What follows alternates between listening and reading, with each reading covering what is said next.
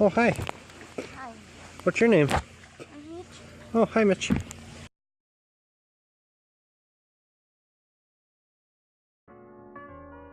So around 5 years ago, I was working pretty much every day in the oil field. I would just get up, go to work. I would come home, play games, and pretty much go to bed and do it all over again. But after a couple of years of doing this, I really needed a change. So when my job started slowing down a bit, that's when I decided to go check out the Philippines. I had recently got out of a weird relationship and I was looking for something different, and I kind of wanted to go with a girl on a trip, but I didn't want to bring a girl from Canada. That's when I went online and I met Mitchie online. After chatting with her for about 3 months and feeling a really strong connection, we decided to make a trip and plan to meet. This was my very first trip over to Asia. At first I was a little bit scared of it. It kind of freaked me out being in cultures where they don't normally speak your language, being in such a different culture and getting culture shock and all that kind of stuff, and it was kind of strange. And at first I was a little bit worried, but after talking with Mitchie for a while, that all went away. So on this trip, I flew from Vancouver to Hong Kong and then over to Cebu. And that's where we met together for the first time, was in Cebu. My first impressions of when flying in was, it was kind of a major culture shock. I remember getting off the plane just so hot and I was so tired. And pretty much the first thing I tried to do was try to get a hold of Mitchie. I had Wi-Fi in the airport, so I got a hold of her and we made plans that we were gonna meet at Marco Polo Hotel. But I remember as soon as I walked out of the airport, it just was a culture shock. Just the heat, the smells, just everything just hit me. And then all these people trying to get me to take their taxis and stuff like that. And it was just kind of overwhelming. And I was extremely tired. I had barely any sleep during the whole flight. Was kind of a bad flight for me. I didn't really like it. And then the scramble of finding a taxi and getting the taxi, and the guy was just coughing and hacking, and it was kind of strange. That's something you'll notice here, like people who are working on the roads, taxi drivers, tricycle drivers, a lot of them have a cough from breathing in all the bad air and stuff. But I remember the scramble of trying to find a SIM card and then trying to get a hold of Mitchie while I was driving, and it just wasn't working. And then when I finally got to the hotel, then I messaged her that I was there at the hotel and she was coming to meet me and stuff. So I was in such a scramble. But it turned out all good. We met, got to know each other, hung out, went out on our first date.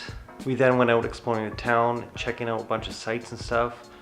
Magellan Square, Fort San Pedro, and a few other places. This was just after the big earthquake 4 or 5 years ago. And there was a few stuff that was closed down during the city. But what I do remember the first day is just being so tired and just being like a zombie walking around. And it was just such an extreme culture shock. Just like, I watched a ton of videos on YouTube and read a bunch of blogs and stuff, but nothing can really get you ready for like the culture shock that gets you when you first get there. It's just like, it's hard. Your senses are like overloaded. The way you cross the streets, just the congestion. Even Cebu, like Manila's a lot worse, but Cebu's second biggest city, so you can definitely still feel it there. So we only stayed in Cebu for 3 or 4 days. Then we took off to Moalboal, and the way I planned this trip out was kind of dumb. I kind of figured that I was only gonna stay 11 days, and that's how I booked all the hotels on a schedule of 11 days. So everything was, I think, way too fast the first time. So I highly recommend you don't go that small of a trip and try to see everything, because it makes it not worth it, because you'll end up spending half the time just traveling, and that's not fun. So make sure, if you plan a trip, make sure you give at least 2 weeks. I'd recommend at least 3 weeks to check out the islands and stuff and not be rushed. That is my biggest tip, is try not to rush yourself. Just relax, take it all in, and you'll enjoy it way more. So for our trip to Moalboal, we only actually stayed there for 2 nights. The first night we got there late. We just checked the place out, had some dinner, went to bed. Second day was the big trip to Kawasan Falls. Now this is probably one of the funnest trips to ever go on. I highly, highly recommend it.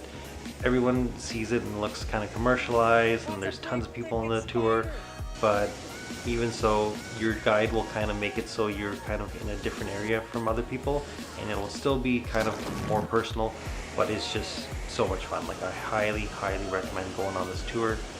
You definitely won't regret it if you have to make a special way over to Moalboal to do it. Now that was the only thing we pretty much did while in Moalboal. We didn't rent bikes, we didn't go explore really, we just did the Kawasan Falls. Then we took off from Wabal back to Cebu and then over to Bohol. In Bohol we had a bunch of tour setups, so we were kind of busy the whole time there. What we did was we checked out the Chocolate Hills, we went over to the Danao Adventure Park, and this was right after the earthquake, so we wanted to do the plunge, but the plunge was pretty much destroyed. So we got to do a few other things, zip lining across the canyon and stuff, so that was pretty cool. Safety first. Seafood ba to, kuya? Ano? Oh! Ooh, look at that.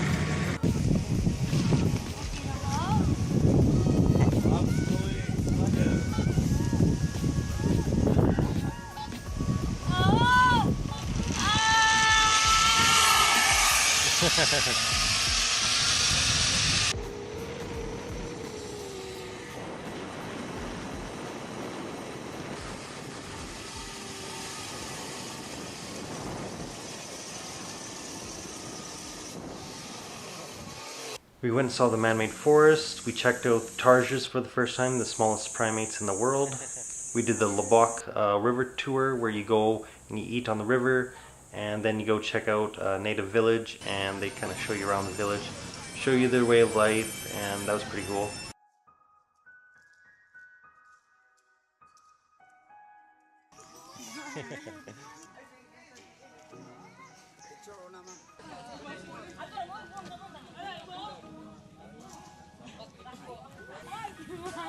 You want to try?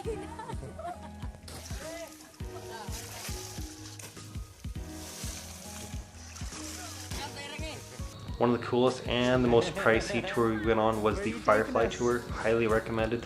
This tour takes you to the mangroves where all the fireflies kind of live, and like you'll see huge trees just lit up, and it's pretty amazing. But you need to have a good camera or you're not really gonna film much. After checking out a bunch of these tours, then we kind of started relaxing. We were checking out Lona Beach and kind of just hanging out on our private beach where we were staying. Probably one of the nicest resorts, hotels that we stayed at was the Amaretta.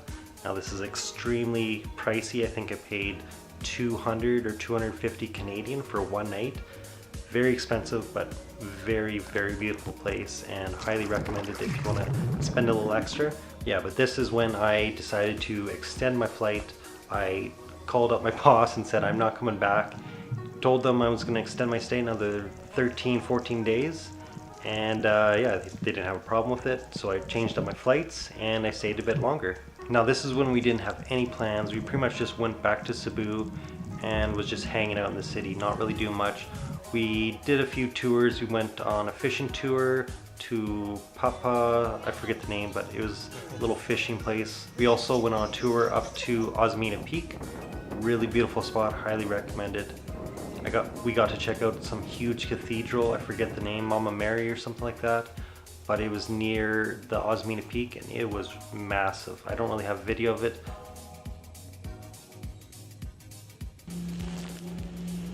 But want to try to get some video next time we're there.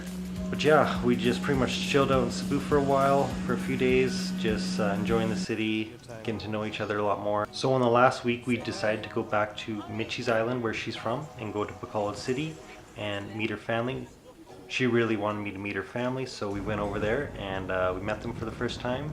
And then after that, we decided to rent a car and drive down south. And this was my first time renting a car in the Philippines, and it was pretty sketchy.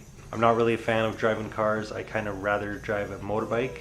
But we went down south and went to near Sipalay, which is one of the really nice beaches on Negros Island. And we stayed at the really nice resort of Punta Balata.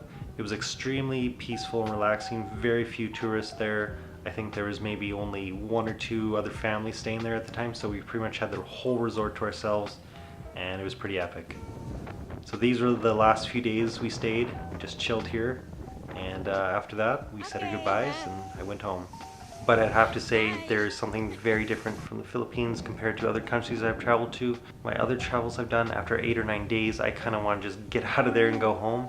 But Philippines, I was just want to stay longer and longer and longer. So that is one thing a lot of people notice, is that you just end up wanting to stay longer and longer. And it kind of gets you.